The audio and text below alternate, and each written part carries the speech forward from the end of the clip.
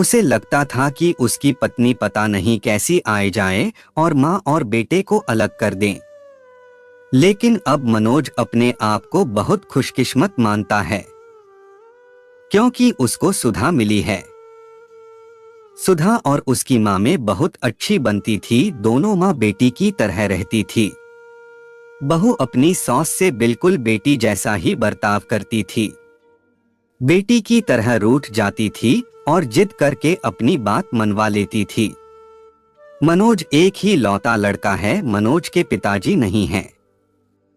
मनोज की आर्थिक स्थिति इतनी अच्छी नहीं है, लेकिन घर में शांति और प्यार होने के कारण वह मेहनत करके अच्छे से अपना घर चला रहा है। बहू और सास की इस जोड़ी की चर्चा अब मोहल्ले रिश्तेदार में भी होने लगी है, इनकी मिसाल दी जाने लगी है। लेकिन मनोज को नहीं पता था कि ऐसा कुछ होने वाला है। शायद दुनिया वालों की नजर लग थी सास और बहू की इस जोड़ी को।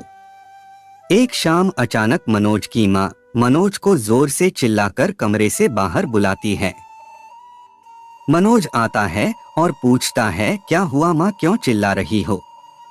मनोज की माँ बोलती है कि तेरी पत्नी को समझा ले, अब बस बहुत हो गया, मैं इतने दिन चुप रही लेकिन अब मुझसे नहीं होता।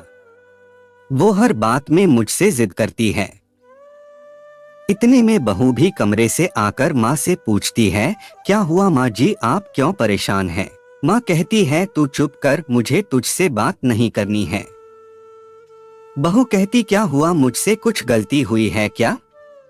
माँ बोलती है कि तू अपना यह नाटक बंद कर और मुझे अब तेरे साथ नहीं रहना है। माँ कहती है, बेटा तू मुझे गांव छोड़ आ। मनोज बोलता है, वहां कौन है और वहां क्या करोगी? माँ कहती है, वहां मेरा भाई है और मैं मजदूरी कर लूंगी, लेकिन अब इसके साथ नहीं रहूंगी। अब मुझे बची हुई जिंदगी वही गुजारनी है। बहू बोलती है, माँ जी आप कैसी बातें कर रही है, हमारे होते हुए हमसे कुछ गलती हो गई है तो बताएं। माँ बोलती है, तू तो मुझसे बात मत कर, तेरी माँ मैं नहीं हूँ, तेरी माँ वो है जिसने तुझे जन्म दिया, पर तुझे कुछ सीखा नहीं पाई। बहू को थोड़ा बुरा लगा, माँ जी आप क्या कुछ भी बोल रही है, आपकी तबीयत ठीक है? बेटा बोलता है, माँ तुम आराम करो, हम शाम को बात करेंगे। माँ एकदम जिद पर अड़ जाती है, मुझे अभी गांव छोड़कर आ, अब मुझे यहाँ नहीं रहना।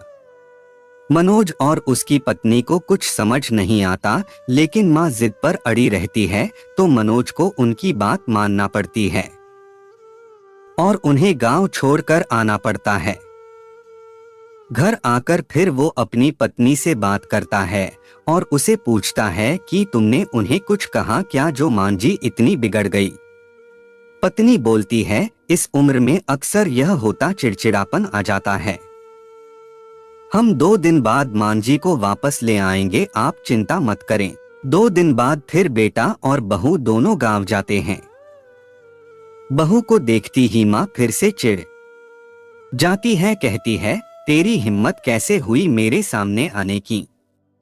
मैं मर जाऊं तब भी तू मेरे पास मत आना, मुझे हाथ मत लगाना। बहू को यह सुनकर जोर से रोना आ जाता है। वो रोते हुए कहती है कि आप यह क्या अनाप शनाप बोले जा रही है? मैंने ऐसा क्या कर दिया जो आप इस तरह नाराज है गई? मांझी वहां से उठकर कमरे में चली जाती है और दरवाजा अंदर से बंद कर लेती है। मामा जी भी उन्हें समझाते हैं, लेकिन वो नहीं मानती। बेटा और बहू वापस अपने घर आ जाते हैं। बहू अपने कमरे में बैठी रोती रहती है। मनोज भी कुछ समझ नहीं पाता है। मांझी को गए अब 15 दिन हो गए, इतने दिन तक उनसे दूर ना बेटा रहा ना बहू। मनोज की पत्नी उन्हें फिर गांव जाने को कहती है और कहती है, जैसा मैं बोलूं वैसा वहां जाकर कहना। मनोज जाता है और माँ को कहता है, माँ तुम्हारी बहू सीढ़ी पर से गिर गई है और 5 दिन से तुम्हें याद कर रही है। माँ एकदम से बोलती है, क्या 5 दिन और तू अब बता रहा है? वो फटाफट तैयार होकर मनोज के साथ वापस आती है, साथ में मामा जी भी आते हैं। माँ घर पहुंचकर जोर से पुकारते हुए दरवाजे से आती है। बहू बहू और बहू के कमरे में जाकर बिस्तर पर सोई बहू के गले लग जाती है और रोने लगती है। बहू भी माँ जी से मिलकर रोती है। फिर बहू कहती है, जब आप इतना प्यार करती है तो वहाँ क्यों बैठी है? 15 से माँ जी कहती है, तुमने झूठ बोलकर मुझे बुलाया। हाँ, पर पहले यह बताओ आप ऐसा बर्ताव क्यों कर रही थी? आपको मेरी कसम। माँ जी बहू के फिर गले लगती है और कहती है, बेटा उस दिन जब मैं मंदिर से आई तो मैंने तुम्हारी और मनोज की बातें सुन ली। तुम बोल रही थी कि अभी हम बच्चा नहीं कर सकते क्योंकि उसकी ठीक से परवरिश नहीं कर पाएंगे।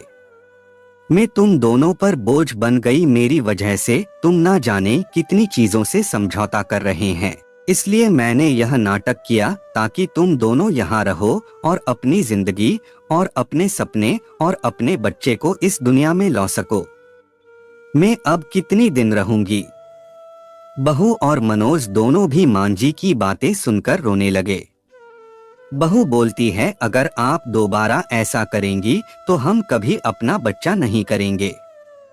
मनोज कहता है, माँ अब तुम भी यही रहोगी और दादी भी बनोगी।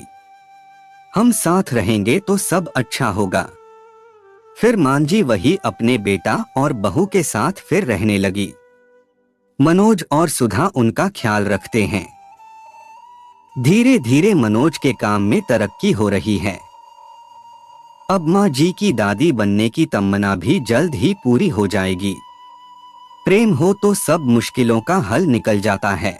आपको यह कहानी कैसी लगी हमें कमेंट कर जरूर बताएं। इसी तरह की अच्छी कहानियां आप यहाँ पर पढ़ सकते हैं। यहाँ उपस्थित शिक्षाप्रद कहानियां आपका मनोरंजन करने के साथ दिशा भी देंगी। तो बने रहिए हमारे साथ और हमारे प्रयास को सफल बनाएं। आपका समय निकलकर हमारे साथ था, इसके लिए आपका धन्यवाद। अगली बार फिर से मिलते हैं नए और रोचक वीडियो के साथ। चैनल को सब्सक्राइब करना न भूलें। धन्यवाद और शुभकामनाएं।